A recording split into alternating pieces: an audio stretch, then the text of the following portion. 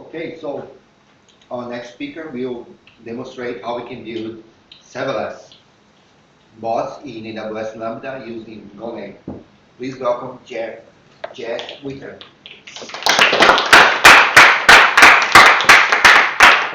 Cool. So I'm a little bit less prepared than I'd like to be because I've been sick for the last week and a half, but I'm going to go through it anyway, and hopefully everything works. I was testing this earlier today, and AWS literally went failure, so It came back. it came back. Cool. So I'm Jesse. I've got a background in software development, security testing. Moved on to work as a DevOps engineer, big data, and now I'm the CTO at Whitham. We're hiring devs, so that's my email. Cool. Golang devs? No Golang devs. I mean, well, to be fair, we're hiring any devs, but we're not specifically doing Golang. This is the only Golang project that we really have. So we do have it. Cool. So what am I going to talk about? This is like a really broad set of topics because there is so many different parts to what I am doing. If there's anything specific that you want me to talk about later, that'd be cool. We'll do it in the questions or afterwards. But I guess one of the messages that I'm trying to get across with what I have done is the road bumps that I ran into, the various reasons why, building code that's actually fit for purpose, and various kind of bits of tech that went along with doing this. Cool. So I'm going to assume everyone knows what Golang and Slack is, but how many people have heard of AWS Lambda? That's right. Cool. And how many people have heard of Lambda architecture? Cool. So I'll briefly explain it. AWS Lambda is essentially a way of running code without having to worry about the servers. AWS handles that. I've talked to some of the employees. They actually pull an EC2 instance into your VPC. That's where the cold boot times come from in Lambda. And it's kind of how they maintain the security blast zone. I think it's a terrible name because Lambda architecture is actually really good, and it kind of conflates the two things. Lambda architecture is basically having a slower or fast lane, doing it via batch or streaming generally. Cool. And how many people have heard of serverless? Cool. So in this case, I'm actually talking about the serverless library, not serverless the idea. Again, bad naming. The serverless that I'm talking about is a framework that's built around being able to easily deploy, test, develop Lambdas, and it kind of allows a multi-cloud approach in some cases. Cool. Why did I choose Golang for this? I think it makes a lot of sense for Lambdas. This is not the full list now. AWS has got Ruby as well. But in general, it's compiles to a small binary. It's quick. It loads fast because of that, and cold start performance. The only glaring thing here is that it's only supported in AWS right now. This could have been old, but I think I haven't seen it in Azure or GCP and their kind of serverless examples. But I guess more to the point, why I did it was because I was playing around with Golang. I kind of got introduced to running Kubernetes clusters and various tasks that go along with that. So I think it made sense to understand it, especially when you're working in the DevOps space. Maybe not so much anymore, doing more management stuff. But it seemed fun. And quick disclaimer, I have only ever written Golang in Lambdas, so that is my experience. Cool. What when I first started running my first Golang Lambda for dependency management, they had dep, and that was the official experiment of the Go toolchain, which is great, and I used it, and everything worked fine. And then I went back to start this project, and it had all changed, and Go modules were there. Had a little bit of problems with those. I was quickly.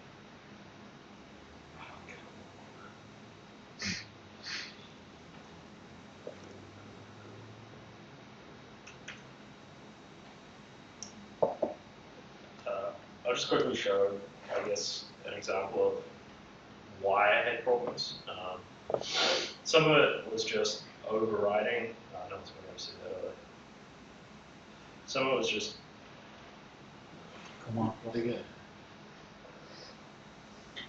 Yeah, cool. Some of it was just overriding, I guess, like the existing stuff that got implemented. So I've had to override AWS Lambda Go. They had some really kind of bad stuff in their repo that I've written PRs for it all, but they haven't mentioned it to worry about. Probably never seen their release. But working out, I guess, just how to do that, but also internal packaging. One of the problems that I ran into was when running my kind of own internal code inside my repo, I wanted it to sit out of the Go root folder so that it could be shared between multiple libraries. So in my app, I have multiple services, and these are their own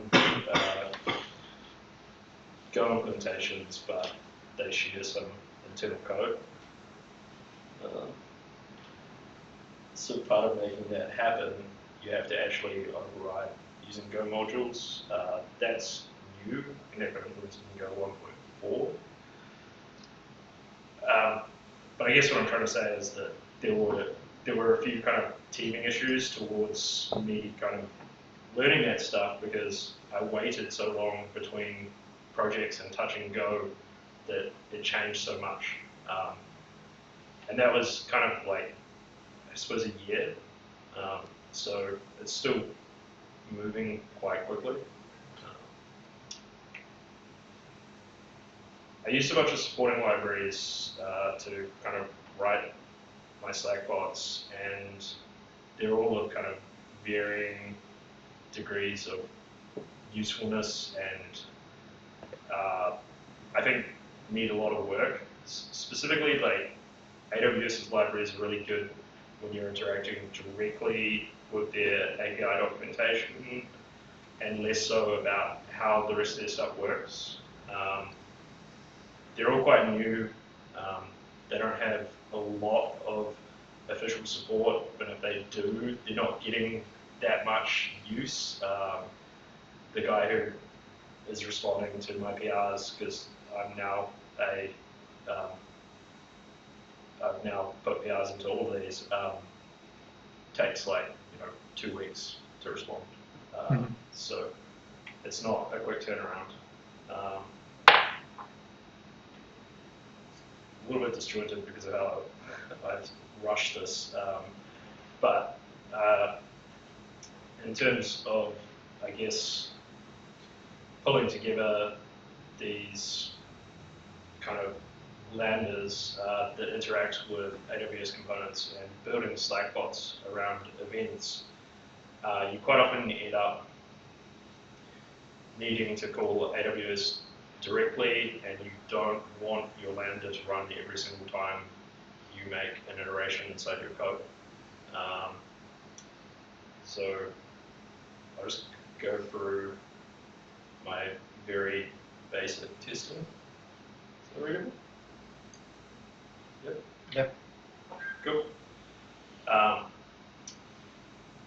So basically,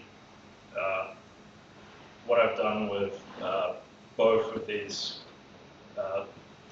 Lambda services,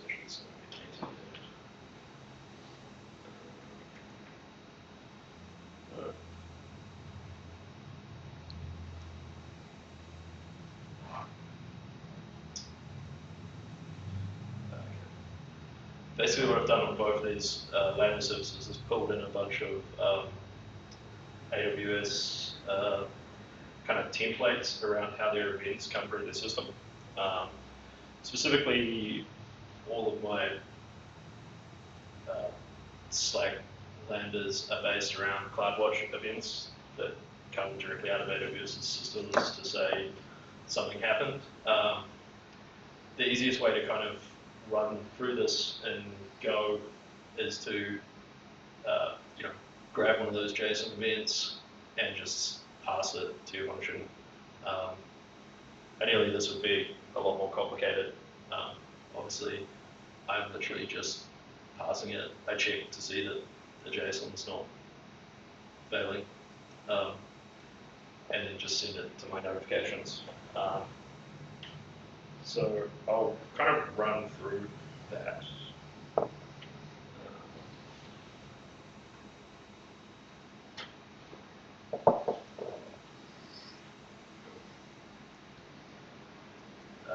So the first Slackbot I ever built was around guard duty.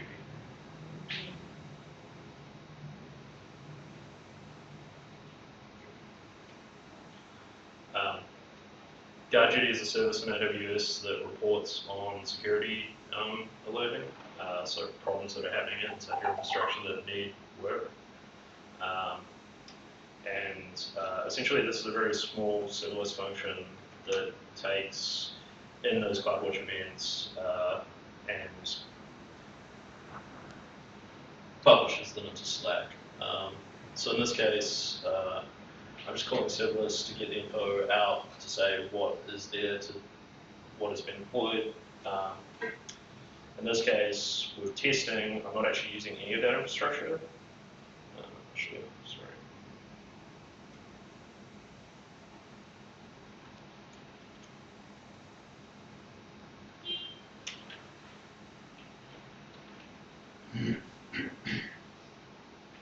Cool. So my tests are more like, this is how I run stuff to try it once I've made those changes. Here's an example of just that finding coming in.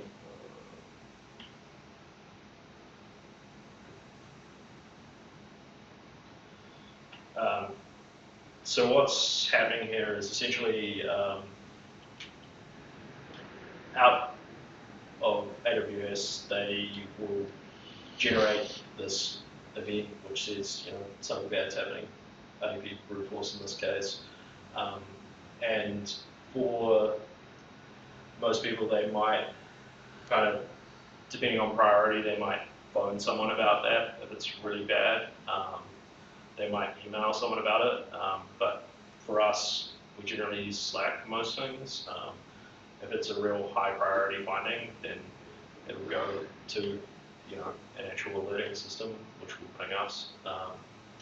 But in this case, this is just an easily, there's something happened and it's bad, and someone needs to do something about it.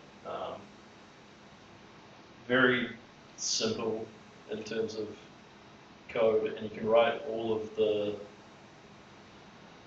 interface to connect to AWS CloudWatch events inside your serverless file. So in here, I'm defining the function, calling my Golang script, watching events that are CloudWatch events, that are guard duty findings, looking to see that it's that source and that detailer type. All of this is filtering data. You could have it open as kind of wide as you wanted to, but it just means your Lambda gets called way more, and you have to do more filtering inside your Golang code itself. This here is terrible. you used to be able to just go like 5 ... to 10, and then AWS changed their API to basically use decimal places everywhere, and that's what happened. They have no way of actually dealing with it properly, and they use it intermittently throughout. So there's places where they will only give you integers, and sometimes they'll give you doubles. So it is an annoying thing, but essentially this is a really small script that essentially takes that event. AWS doesn't currently have a event struct built in their library, but they do for other stuff. So I was going to add a PR for that as well, but I haven't done that yet. But essentially take that message and then send it to Slack. I originally wrote this completely independent of my existing project, and then moved it in once I got to the point where I realized it was going to be reusable code that I could just use everywhere. Cool. So let's just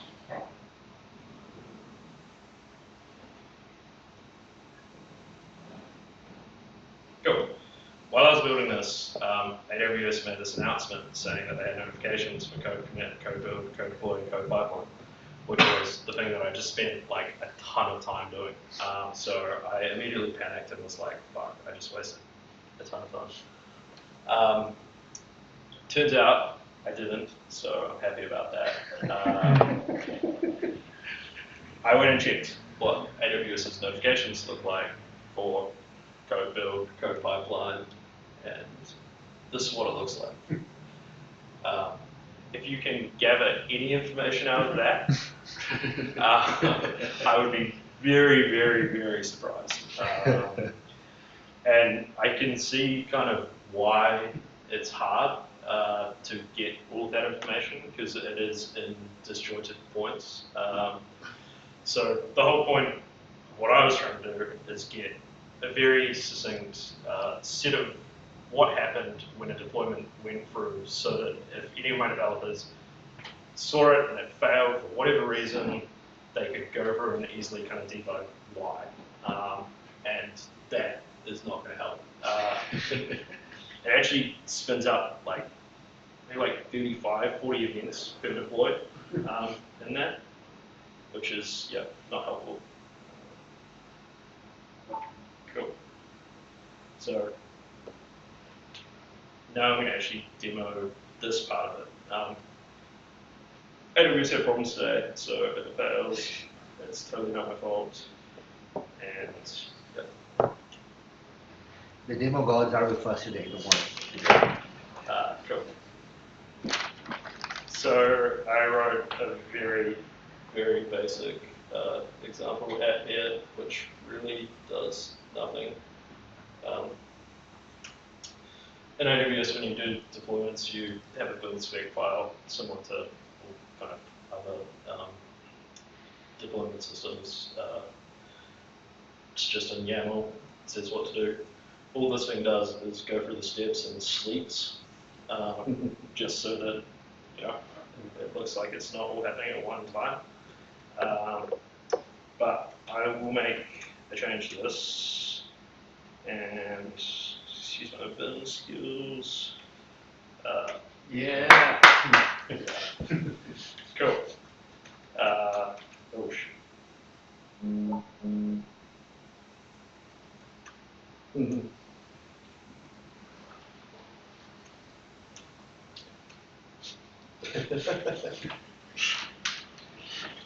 Cool.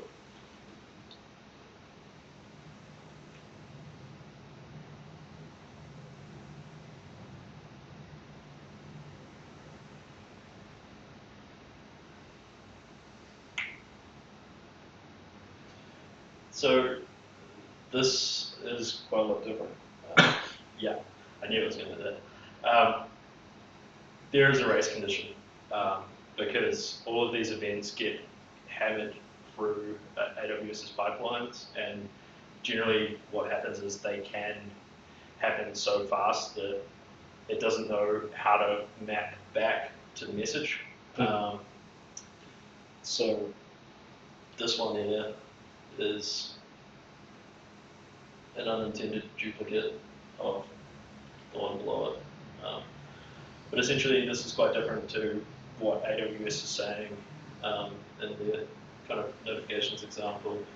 It's telling you the commit, the actual kind of reason for the commit could actually be a PR. In this case, it's not. And then it's going through all the steps and where it fails. So I'm going to get rid of this one just to make it more viewable. And I will fix that race condition at some point. But I'll explain this a little bit further.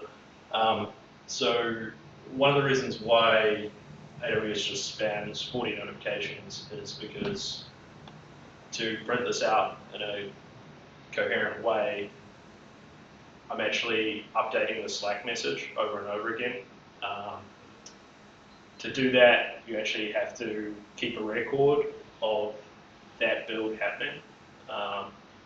So my serverless function is actually hooked up to a very small DynamoDB. And essentially it's mapping the AWS build ID. It's different from code build to code pipeline. And the timestamp, which don't ask me why, but Slack, for their IDs, uses timestamp. So the only way you can reference an existing Slack message is via a timestamp. I think they thought it was a good idea in the beginning, right? Yeah. So essentially, it's keeping a mapping and saying that that message already exists instead of just creating a new one right to that existing message and update it. This is all terrible code because in reality, all of this information is stored in each Cloud Watch event, and it's just overriding that whole piece. There's no actual, there's no caching or any kind of persistent state that's stored in the build status. Pipeline status is just changing as it goes through and being replaced. You could store more pipeline statuses like this, but AWS's APIs are kind of very disjointed in that they send you all of the build status for when you're looking at code build, and code pipeline, they just send you the single event that's happening at the time. So I need to persist that state. The other thing is that the commit hash is doing a separate lookup. They don't tell you where that's coming from in the events. There's no output of that kind of source directory that's coming from. So you have to make a separate API call to AWS to get that source. This is all AWS, this is all Slack's like new way of doing things in blocks. But to do a button that is a link, you have to use the old API, which is that build blocks at the bottom. So yeah, there was a lot of playing around to make this look like that. And it kind of got me to thinking that I need to do more Go work because some of my code is really subpar. Like I realized that if the message got above 10, you couldn't put it in a single block in Slack. And I didn't have that great a time with slices, so I have just literally done the case where we'll get to 20, which is terrible. And I know that. Yeah, and there's a lot of disjointedness because I'm using kind of the like old way of using the Slack API in a new way and together. But I mean, from this, it has kind of taken shape, and it took me maybe like 20 minutes to pull in my guard duty notifications, GitHub, and kind of rework it into this. It was really easy, and that just made me feel like I'd at least done a good job of making this reusable. Definitely got a long way to go. I mean, there's heaps of kind of other parts of AWS that I'd like to kind of build into this. MFA deploys using code pipeline, great. Approve, deny type blocks. There's lots of cool stuff you can do. And yeah, it's got a bit of work to do, but I have kind of chucked it online. Yeah, what would I do differently? I think one of the problems that I really came across when doing all of this work was that I read the API docs and I read the kind of like, this is what an event looks like on AWS, and took them like that was what was actually going to happen. And of course, like almost every time it was not. So I think part of what I would do to begin with is, instead of trying to build from that, the kind of docs approach, is to actually just get every single event. So capture the whole set of doing a deploy for the system, capture every single event, put those into my test suite, run them independently, bit by bit, so that when I'm writing the code, I'm not making assumptions based around the data that's being produced. They should fix their docs, maybe it's PRs, but I think, especially when you're working with a whole bunch of kind of disjointed notifications, the other thing that's kind of interesting with this was that code build and code pipeline are completely separate. There's no actual way to link those together. Unless you're running inside AWS. No, like they don't have a way, like in their event stream. No, I mean behind the black curtain. Oh yeah, well behind the black curtain maybe, yeah. But there's no actual way to like reference these two from each other. All you can know is that the code build event was for a pipeline.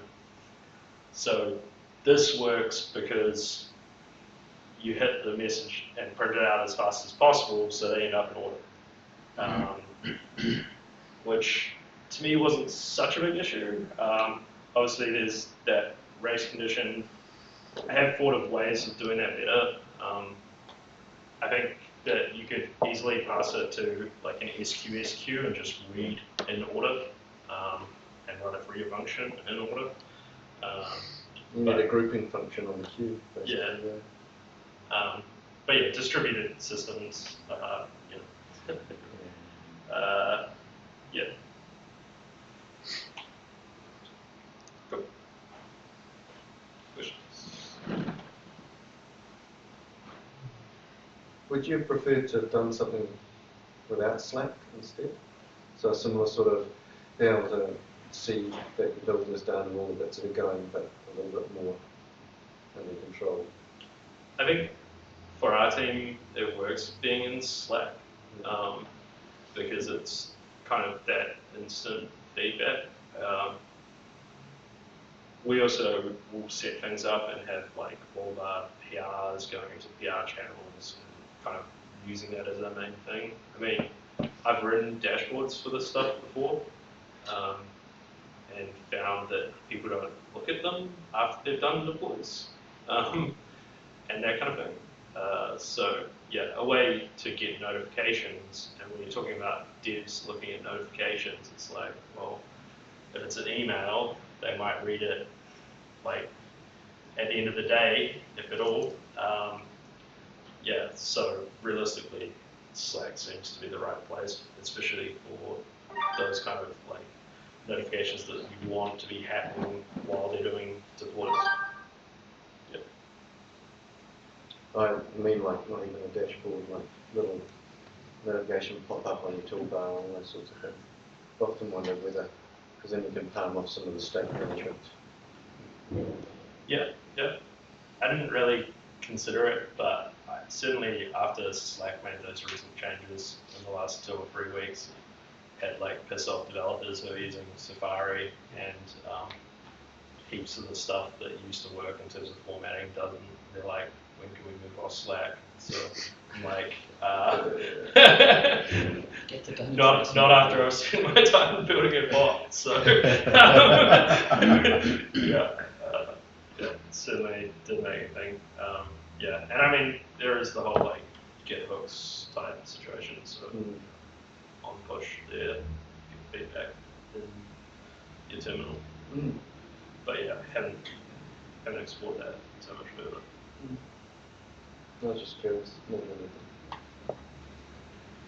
From an automation perspective, do you have some sort of a next step for your project, like not just reactive actions, but actual active actions, like if it failed, then deploy the stack, or if it works, create an environment, or what else? Yeah, yeah, definitely. I think next steps, I really want to retry button.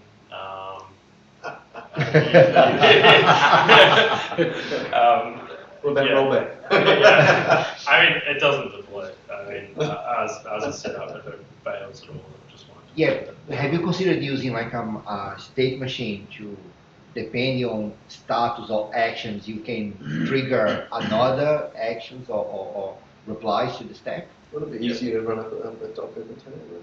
Perhaps. The small net state.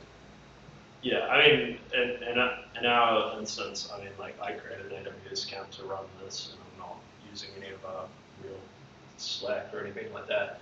But in our case, I guess we're kind of working on the assumption that it's all to do with merges. So like a merge happens, and at that point, tests have already passed. The merge goes ahead, tries to do its migrations. If there are some, if the migrations fail, it triggers rollback, and the whole thing backs itself out, including on Git, so it like reverse the merge. I think, yeah, in the future, there's a few things that I would like to do. I mean, that whole kind of running Docker containers, I mean, it is going to ECS and Fargate and running in Docker containers. I think it would be good to spin up temporary environments for the PRs before they even get merged. If somebody wants to test on them and then just throw them away afterwards. I've already done some work on that. And it's not actually that hard, like when you know your infrastructure kind of as code, and it's all Docker containers on servers that aren't mine anyway, so it's reasonably easy. But yeah, retry interaction for sure. I've got another Slackbot that I didn't talk about, but it's based around instant response management. And the main reason I haven't talked about this is because I haven't done enough work on it, and I got roadblocked because I wanted to use Amazon's next service to do the like interpretation from what a user was typing to the bot, and they hadn't opened up their API at the time, so I haven't revisited it since then. But essentially, like being able to chat to the bot and make it do things based on that, like start instance. Call in the right people. There's a lot of those tools that big companies have built for themselves that they don't open source, which I kind of hate. And that's why like this is specifically built so that anyone can run it. And in the future, I would kind of like to keep open sourcing those kind of tools that end up being the glue of running your infrastructure, because they seem to be the ones that companies are less keen to share, because they kind of expose internal process.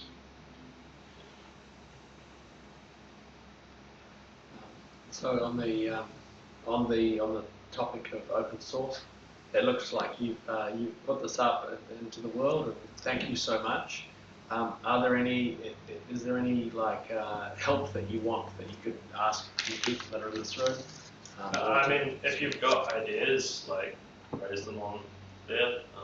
If you're keen to try it out, then and you find that my doc sucks, or you're struggling to like use it for something, then by all means like reach out. But essentially, it's open for anyone to kind of make changes to, and it's in a way that it's kind of reusable for multiple serverless services. There are some similar libraries out. I've seen them in like Node.js, but they're often they're more like the AWS approach. They're very kind of unusable or unwieldy. So I'm trying to keep it to well-defined libraries. One other thing, for the people that are still stuck on old servers and going and SSHing to them and running little commands to try to figure out what's going on, I was wondering what the debugging experience is like if you've got a production issue and you're working with Lambdas. Is it fairly straightforward, or is it kind of tricky? Are there any cool tips you could give about people that want to move to Lambda and are worried about like debugging production? Yeah, it's not this like easy thing that you can necessarily just jump straight into. You have to understand some of the principles around AWS. Actually, when my company first started out, they tried to do all of this in kind of Lambdas, and they're a new company, and they didn't have the technical expertise around the AWS side of things. So they were fine at development, but it just became this massively complicated thing that they couldn't handle. And in the case of something like this, it's small and there's not a lot that can go wrong with it. And I think that compiled languages like Golang help in that area, because you can have a very kind of this is what happens and it always happens that way.